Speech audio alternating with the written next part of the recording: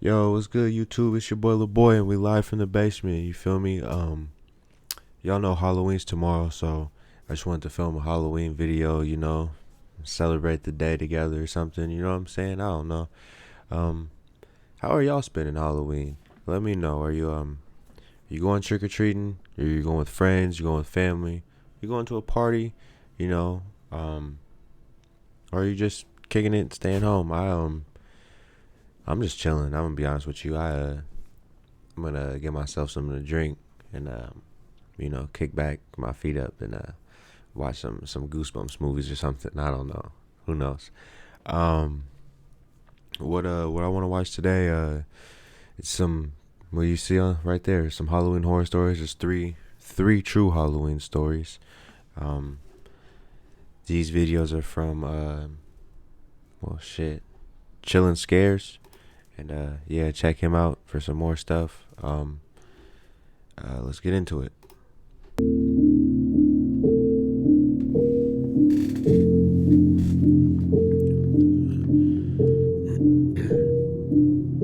I haven't seen these before, by the way. Just so y'all This know. happened a few years back on Halloween night. One of my friends and I had plans to go around the neighborhood and do the usual trick-or-treating kids our age would do.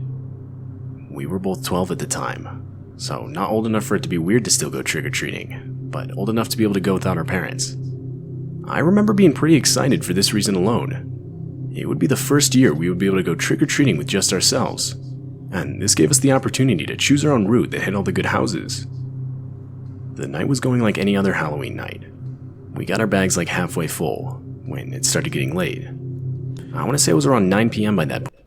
First of all, I don't know if these people in the street got anything to do with this, but they don't even look like they in costumes or nothing. They just look like a cult. They all got on all black and they just walk in perfect sync with each other. Maybe it's for the filming of, maybe it's for the filming of this video, but that right there, that's a red flag. If that's not for the filming of this video, that's a red flag in this story. Let's check it out. Around the time people started turning off their house lights to signify they would no longer be answering the door, my friend suggested we start heading back, but I was stubborn and wanted to take advantage of every last house we could.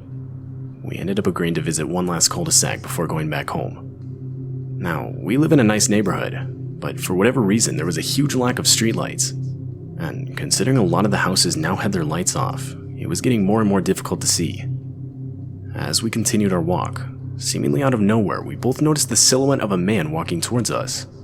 Not like other trick-or-treaters, but rather some lone, full-grown man. As we got closer, we realized it was a police officer, and as we walked past him, he introduced himself. You know what kind of sucks is Shortly that after, he pointed to a house further down the road. I guess it's just somebody and explained how there was an older man living. I thought this was gonna be maybe a reenactment of it or something, but I guess we'll just have to deal with it because we already in it. You know what I'm saying? You gotta see it through, my boy. You got to see it through, my boy. There who had been attempting to lure trick-or-treaters inside. He further explained that someone called it into the police, and that's why he was there in the first place. Throughout the short conversation, he would continually explain how his police car was just over there. Like, that's actually what he said, just over there, and pointed in some random direction. Even at age 12, the whole encounter felt extremely unnatural. But what the officer said next caught both of us completely off guard. He said he needed to talk to the man, but that because he was a police officer, the man wouldn't open the door for him. Though he said if we knocked on the door, the man probably would open it. And after the man attempted to lure us inside, the officer said he would jump out of the bushes and catch the man in the... sense. So a police officer... Whoa. That actually, never mind. That does make sense. Police officers put people in danger all the time to solve cases, but... I don't know. The way he worded it just didn't make sense. That red flag. Flag on the play. Holding 15 yards. The act. Third down. My friend and I just looked at each other. We were both speechless. To better put this into perspective, you need to understand just how outlandish this request was. This supposed law enforcement officer was requesting two 12-year-old kids intentionally walk up to the house of a man reported to have been luring kids inside. He was essentially asking children he had just met to act as bait. Neither of us responded for a while. Eventually, the officer broke the silence with something along the lines of how we needed to do this quick. By this point, we hadn't even agreed yet. I wanted to speak up and say no, but I just couldn't bring myself to do it. Just then, a large group of teenagers came around a bend in the street. They were heading in our direction. That's when the officer said he'd be right back, and not to go anywhere. He went off in some random direction. As the group of teenagers passed us, one of them asked us if we knew that guy. We said we didn't, and briefly explained what had just happened. You don't know nobody. Obviously concerned, the You group ain't hear agreed the nothing, you situation ain't was seen weird, nothing. and offered to walk us back home. We took them up on the offer, and that was pretty much that. My friend and I wouldn't really tell anyone about our experience. Your mom But ain't never over tell the you don't years, talk to I've started to strangers, regret you not just making let a them bigger walk you deal home. about it and reporting the situation to the police. We Y'all still don't took know whether that was a Macaulay real Culkin cop or movie not. Too far, man. But the older I get, the more I think it wasn't. And I mean, even if it was, putting two 12-year-olds in such a potentially dangerous situation is not acceptable as an officer of law enforcement, or as anyone for that matter. Police officer or not, I don't know what the guy's true motives were. And that thought still haunts me. I ain't even gonna cap. This is kind of some weak ass Halloween story. So the police officer was the dude that was trying to kidnap him. I kind of felt that. I don't even know if I'm allowed to say that word. So hopefully I don't get It was trouble with Halloween that. night of 2016. I was 23 at the time and lived in my own 2-story house. Now, Halloween in 2016 was a lot different to anything I'd seen before. There were a few months back then where anything anyone could talk about were these killers. Man, if you scared of Halloween and you 23, you got something else going on. You messed with a spirit. That's what you scared of, because you did something. Clown sightings and things of that nature. And, of course, that year Halloween took place right when the talk of killer clowns was at its peak. I remember a lot of parents not allowing their kids to do any trick-or-treating that year because of it. I myself didn't really have anything planned. I was going to hang out with a couple friends while handing out candy to the kids that came by, but that was pretty much it. Okay, I was wondering. Eventually, talking about further into the night, yourself. when the You're doorbell ring 23, started to but slow down, the three of you didn't us, have plans. I which was get me it. and my two friends, who I'll call Thomas and Kenny for the sake of this story, started talking about general scary Halloween stuff. At one point, Thomas brought up a haunted house down the street. He explained how we should go and see how scary it was. Now, I figured I was to the point where I was too old for all that kind of stuff, but Thomas said it was the real deal. None of that scary but not scary enough to keep the kids away type of haunted house. Rather, this thing was legit. Or at least that's what he said. So, we all agreed to try it out. It was about a 5-minute walk to get there. I didn't say this out loud, but when we did get there, it didn't look like all that Thomas had made it out to be. This story got another minute. You feel me? It's mid. The last story was some mid. I don't even want to bore y'all with some mid. You feel me? I don't know. Honestly, it looked like some teenagers had set it up in only a few hours. We walked inside, and I quickly realized the place was decently packed. There were a lot of other people walking through. The whole thing wasn't that scary. Maybe. I got jump scared a couple of times, but that was about the extent of it. Though, that was until I saw these 3 clowns. I have to admit, the costumes were really good. Hey, while they're showing this, one time I went to a haunted house, but it was like a store that they decorated to make a haunted house. I don't know, but they pulled it off. I want to say it was in like Bellevue or Kirkland, and I was like 9 years old when I went. Like, one of my aunts took me or something. They had done it so well in there that they actually scared a lot of people. Somebody got picked up by an ambulance, and I forgot somebody. It wasn't me, but somebody that was in our family circle that went with us there. We were like probably 10 people went together, and somebody got kicked out because they punched the guy that had the chainsaw that was chasing us. I just wanted to bring that up. That made me remember that. You could tell they spent a lot of time on them. What was weird though, was how after they scared us, they continued through the house following us. All of the other people dressed up would just scare us once, and wait for the next people to walk through. But these guys literally followed us until we got back outside. This put me on edge, but I didn't say anything. We all walked back to my house, and shortly after, Thomas and Kenny would leave. Maybe 30 minutes after they left, my doorbell went off. Obviously, it wasn't uncommon to get late-night trick-or-treaters, but by this point it was around midnight. There was no way this was some kid looking for candy, so I ignored it. But just to hear footsteps walking around my backyard a minute later, I was now just annoyed. In my mind, I was almost positive it was just some teenagers trying to mess with me. I flickered my back porch light on and off multiple times as a way to scare them away. I looked out the window to see if it worked, and that's when I saw 3 men in clown costumes running into the darkness. My mind instantly jumped to earlier that night at the haunted house. But how could they have figured out where I lived? Unless, well... They followed you. You said they followed you out of the haunted house. They followed you home. You didn't pay attention to those surroundings, and you didn't even say nothing to nobody, did you? Because you just thought nothing of it. Oh, it's just a joke. It's just Halloween. Listen, man, I'm from the trenches. I look at everything moving, man. I don't care if you dressed up as a ghost. You're going to be a ghost. You play with me. I'm trying to tell you. Unless they followed me back home. I went upstairs and texted a group chat with me, Thomas, and Kenny saying, "Guys, I think those 3 clowns from the haunted house were just in my backyard." Kenny would send a text back saying, "Dude, call the cops." I figured that wasn't a bad idea. What kind of At the friend very is that? least, the Talking cops about come calling here and I cops, file a man. report for You trespassing. better pull up. We finna box As it I was out. dialing 911, the heart-dropping sound of one of the windows from downstairs shattering filled my ears. My phone was still ringing by this point. I locked my bedroom door and hid in the closet. When an operator answered, I whispered that some men in clown costumes had just broken. This is a grown man talking about I locked my bedroom door and hid in the closet. First of all, they just broke in your window. They're going to break your door down within 5 minutes. You need to get the boxing for your life. For your life, my boy. Because, boy, ain't no way the police are pulling up before they pull up to wherever you hid at. And you on the phone, so they're going to hear you talking. They just make it make sense, my boy. Make it make sense. Into my house not even a minute ago. I was told to lock myself in a room and hide while staying on the line.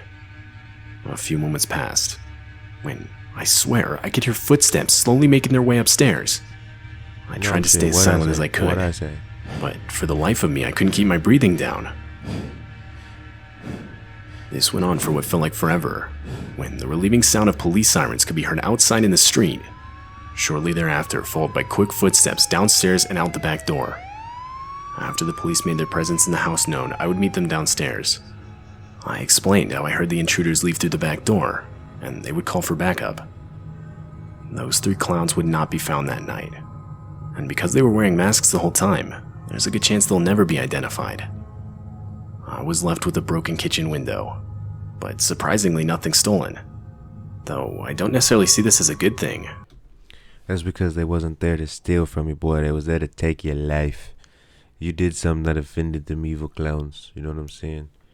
That's why, hey, listen, though, no, on the real, stay away from any clown on Halloween. I don't care if you at a carnival. I don't care if you with your mom and your dad. Stay away from the clowns. Even if it ain't Halloween, stay away from clowns. When I have a kid, I'm not even inviting the clown to the kid's birthday. I don't know what you're talking about. As it proves, they weren't there to rob the place. That second story was they likely had much decent. worse intentions.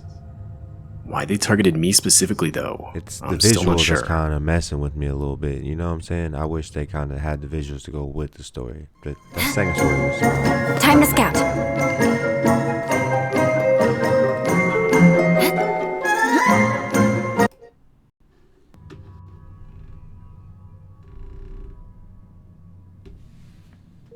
This took place a while ago, when I was 14.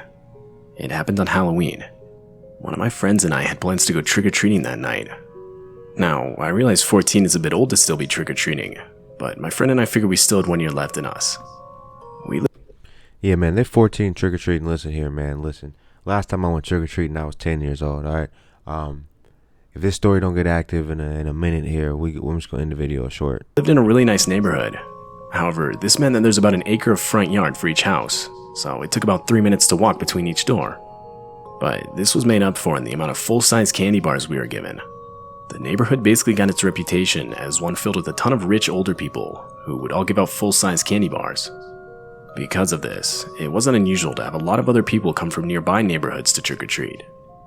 Anyway, my friend and I had been trick-or-treating for around an hour when we came across this one house.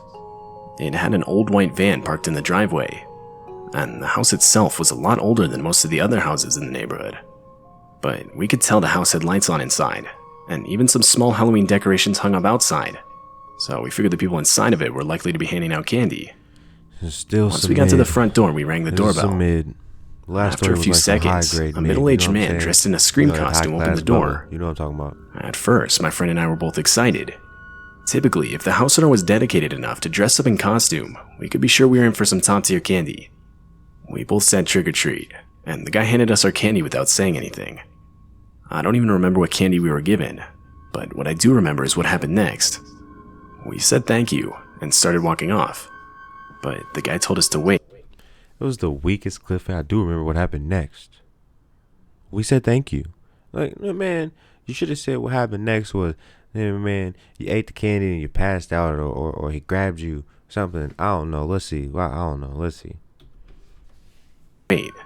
He said he had more for us, but that we had to come inside and wait while he went to go get it. It was odd, but we were 14 and figured free candy was free candy. We walked inside and were met with a full wall of Polaroid pictures of different children in Halloween costumes. The man then came around the corner with the camera and explained how he always liked to take photos of the kids every Halloween because he loved seeing their different costumes. Yeah, this ain't even no mid. This is a disturbing Halloween story now. I can't say what this guy is, but y'all know what this guy is. My friend and I looked at each other and back at the man. I said we shouldn't, and that we should get going because our moms were waiting for us in the car. This wasn't true, but I didn't feel comfortable in that situation. It was honestly really creepy. The guy didn't say anything, and just looked at us with his scream mask as we walked back outside. As we were walking down the driveway, I glanced back at the front door. The man was just standing there, still looking at us, completely motionless. We tried to forget the whole situation as we continued trick-or-treating. 30 minutes in, and we had practically forgotten all about it. But that's when we noticed a lone white van parked on the street in front of us. This instantly made me think back to the van in that guy's driveway just 30 minutes ago. We slowed our pace a bit, both realizing there was a chance that it was the same van. A small chance, but still. It was. Once we walked past it, it shifted out of park and into drive, now slowly inching behind us. We tried to calm down, reasoning that it was most likely just some parents driving their kids from house to house. Don't try to calm down. This was more common than you would think, as like I mentioned earlier, the houses were a good 3-minute walk from each other. When we got to the next house, we noticed the van parked somewhere behind us. We waited a bit, and that's when we realized there were no kids getting out of that van. It had to have been the same guy from earlier. Yeah, you realize a little too late, though. He's already on your tail. We were only 10 minutes away from my house at this point, so I responded saying we should make a run for it. My friend agreed, and right as we booked it, the van did the same. We were now 100% positive this guy was following us. I looked behind us, and the van was literally right there. But we weren't going to outrun this thing. With a van. There was no chance if we stayed next to the road, and we both knew boy. this. So we jumped a fence and cut through a field that ultimately led to my house's backyard. When we got there, we ran inside and locked all the doors. We had lost the guy. I still occasionally think about this encounter from time to time. This is by far the most disturbing thing I have ever experienced. And it would mark the last time I would ever go trick-or-treating. It better. You got them 14 years old, kid.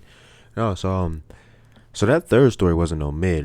They almost got napped and put in one of them cold pizza or cheese pizza situations, and I'm glad he made it out of that. If you're ever in that situation in real life, don't wait for the people to try to pull up on you or wait for them to see if they're gonna wait. If you feel weird in that sense, leave the scenario, get home as fast as you can. They had the good sense to jump in the fence and make it to the backyard, but if you don't, you got to use the advantage you have, which was your initial reaction, your initial instinct to leave. So don't let them catch up to you, or if you have to, get help from some other person. You know what I mean? But yeah, it's your boy Lil Boy. Happy Halloween, everybody. Hope you're safe. Hope you get some good candy. Enjoy your party, whatever it is that you're doing. I'm out.